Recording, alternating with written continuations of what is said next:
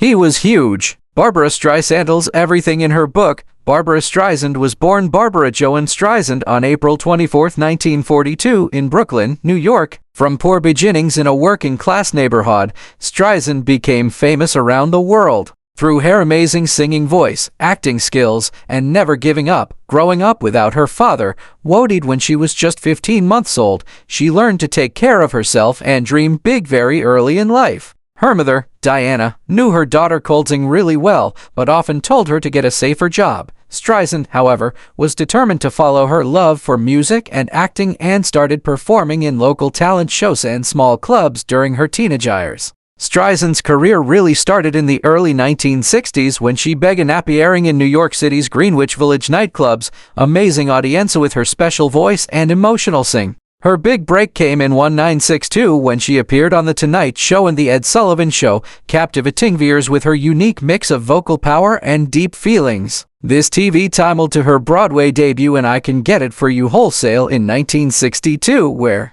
her performance as Miss Marstein not only earned her great reviews but also an Emmy Award nomination, an amazing achievement for a 20-year-old newcomer. Her recording career took off with the release of the Barbra Streisand album in 1963, which showed her perfecting wide vocal range and theatrical style. The album won 2 Grammy Awards, including Album of the Year, making her the youngest artist at the time to get such recognition. This marked the beginning of an incredible career in music, during which she would release more than 35 studio albums, sell over 150 million records worldwide, and become one of the best-selling female artists of all time. Her versions of songs such as People, The Way We Were, and Evergreen became timeless classics deeply loved in popular culture. In addition to her musical accomplishments, Streisand became a praised actress known for her ability to play roles with realness and charm. Her film debut in Funny Girl 1968 earned her the Academy Award for Best Actress,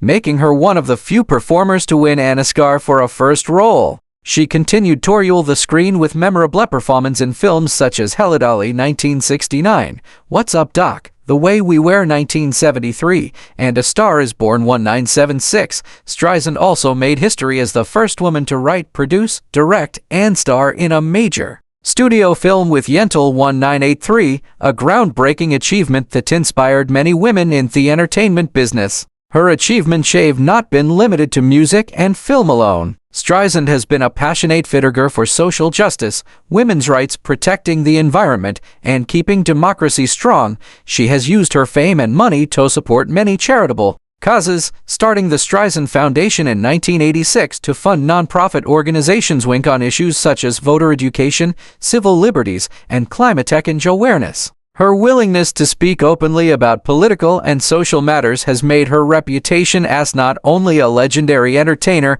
but also a committed helper of people. Over the course of her career, Streisand has earned nearly every major award in the entertainment industry, including 2 Academy Awards, 10 Grammy Awards, 5 Emmy Awards, a Tony Award, Special Award, a Presidential Medal of Freedom, and the American Film Institute's Life Achievement Award. These honors show not only her extraordinary talent, but also her ability to constantly change herself while staying true to her artistic vision. She is one of the few performers to achieve EGOT status: Emmy, Grammy, Oscar, Tony. A sign of her versatility and excellence across multiple areas. In 1980, Barbra Streisand reached yet another milestone in her extraordinary career with the release of Guilty, an album that would go on to become one of her most successful and lasting works. This project was especially notable because it marked a celebrated collaboration with Barry Gibb of the Bee Gees, whose distinctive songwriting style and vocal harmonies went beautifully with Streisand's powerful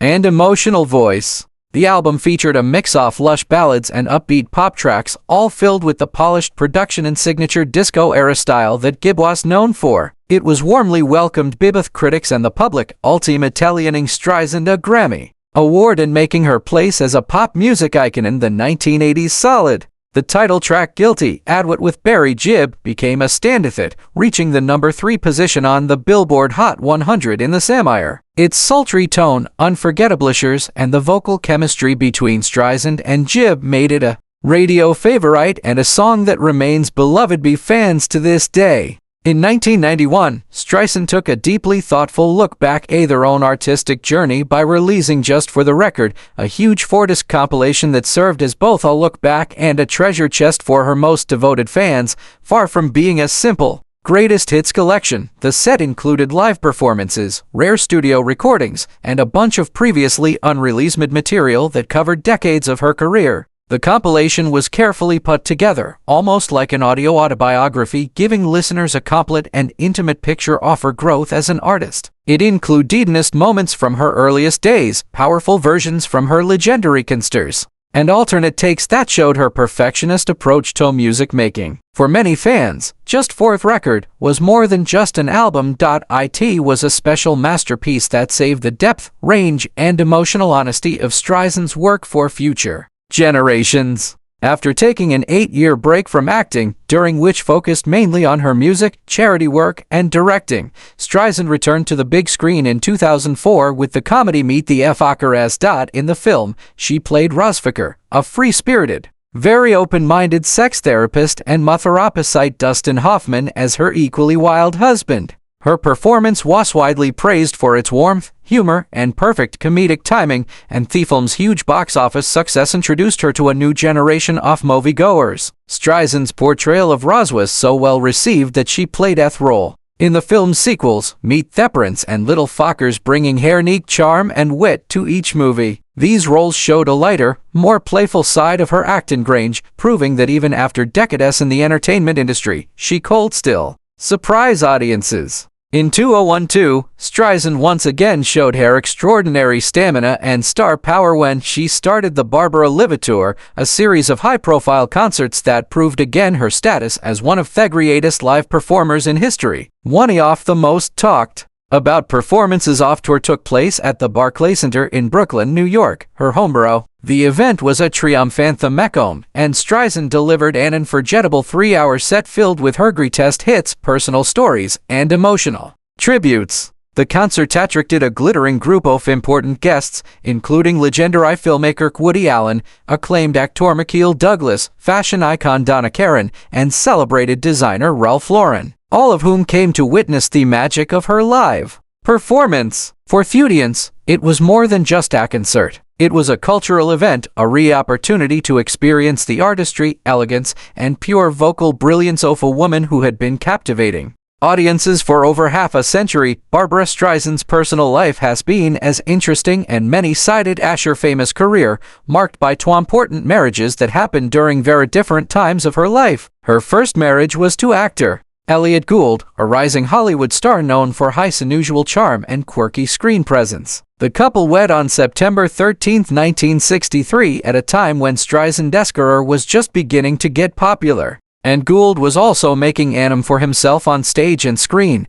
Their marriage was first celebrated as a pairing of 2 ambitious and talented young performers who seemed to share a deep understanding of the pressures and excitement of the entertainment industry. However, despite their shared passions, the demands of their quickly rising careers and the stress of living under constant public watching began to hurt their relationship. After nearly 6 years together, they announced their separation on February 12, 1969, a decision that surprised many of their fans. The divorce was finalized on July 6, 1971, marking the end of a relationship that had been both professionally and personally important for Streisand. From their marriage came their only child, Jason Gould, born on December 29, 1966. Jason would later follow in his parents' footsteps into the entertainment world, not only trying acting and singing, but also appearing alongside his mother as her on-screen son in the 1991 film Prince of Tides, a collaboration that mixed real-life family ties with fictional drama. Years later, after decades of artistic wins, Streisand found love again.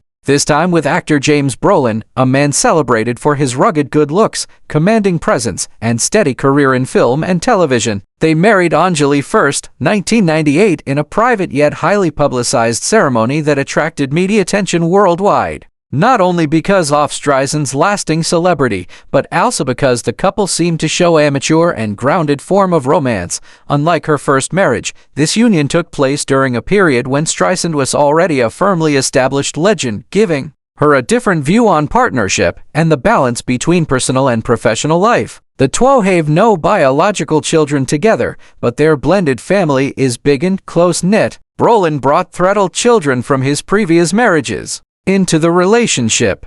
Two sons from his first marriage include Dingish Brolin, who has gone on to become a highly respected and acclaimed actor in his own right, and a daughter from his second marriage. Streisand has embraced her role as a stepmother, building meaningful bonds with Brolin's children while keeping a loving partnership with her husband that has lasted for more than 2 decades. Their relationship, often described as warm, supportive, and filled with humor, stands as proof of finding lasting companionship later in life. In her sprawling, deeply personal memoir, a book that leaves out few tales about her decades in spotlight, Barbra Streisand devotes an unexpectedly honest and strikingly memorable passage to her thoughts about actor Robert Redford, a man she both admired professionally and it seems taught about with a kind of Amazon fascination. With her usual frankness, Streisand recalls the first time she truly saw him, not just as the all-American golden boy of Hollywood stories, but as a presence, a force that seemed to fill the room in a way that went beyond physical size. He was massive, she writes, the capital letters practically jumping from the page. This was not simply a comment on height or build, but on a bigger-than-life quality, and energy that came from him like a spotlight. She describes the moment almost like a movie scene, the sharp cut of his chin, the sun-warmed color of his skin, and the unmistakable steadiness in his eyes that could shift from playful calm to strong intensity in an instant. Streisand admits that she had been aware of Redford for years before they ever met in person. Like the rest of America, she had watched him rise to the highest levels of movie stardom through films like Butch Cassidy and The Sundance Kid and The Way We Were, a movie they famously starred in together, a pairing that she confesses in a Shalim at her nervous, I'd heard all the stories. She writes, tales of Redford's quiet reserve, his unwillingness to get involved in Hollywood gossip, his preference for privacy over publicity. She wondered how their personalities would work together, her own open book honesty versus his watchful holding back. But that first meeting, she calls, broke every idea she had. It was like standing in front of a living monument. She says, you can't quite believe they're real until they're right there in front of you looking at you. What Streisand makes clear in her retelling is that Redford's massive quality was not about intimidation. It was about presence. She paints a vivid picture of the early rehearsals on The Way We Were, where he would stand beside her during a quiet scene, speaking barely above a whisper, yet commanding the attention of every person in the room. He didn't have to try, she notes. He just was. In her memoir, she humorously contrasts this with her own style, quick-witted, analytical, and prone to taking apart a moment until she had found every detail. Redford, in her words, had an economy of motion, a way of letting Zalance do the talking. This difference in their approaches, she explains, was part of what made their on-screen chemistry so powerful. Her intensity crashing against his calm, her vulnerability meeting his quiet strength. Streisand also shares that Redford's mystery extended beyond the set. Off camera, he had a way of slipping into the background at social events, never needing to be the loudest voice in the room. Yet, when he did speak, people leaned in, hanging on his every word. She describes him as a man built out of opposites, rugged yet refined, warm yet guarded, effortlessly charismatic yet deeply private. Cher calls one dinner they shared during filming where he told a simple understated story about fishing in Utah somehow made it sound like a story about life, risk, and patience. It was infuriating, she jokes in the book, how someone could be that good-looking, that talented, and also that interesting. By the end of the chapter, it becomes clear that Streisand's he was massive mark is less about the literal and more about the metaphorical, about the way certain people take up emotional and psychological space in our memories. Redford, for her, was one of those rare figures whose impact is difficult to capture in mere words. She closes the passage with a kind of wistful admiration, acknowledging that while they were never romantically connected, the connection they shared through their work left an unforgettable mark on her career and her sense of what true screen partnership could be. Robert was like a mountain, she writes in one of her most lyrical moments. Solid, unshakable, and once you've stood in the shadow of a mountain, you never forget it.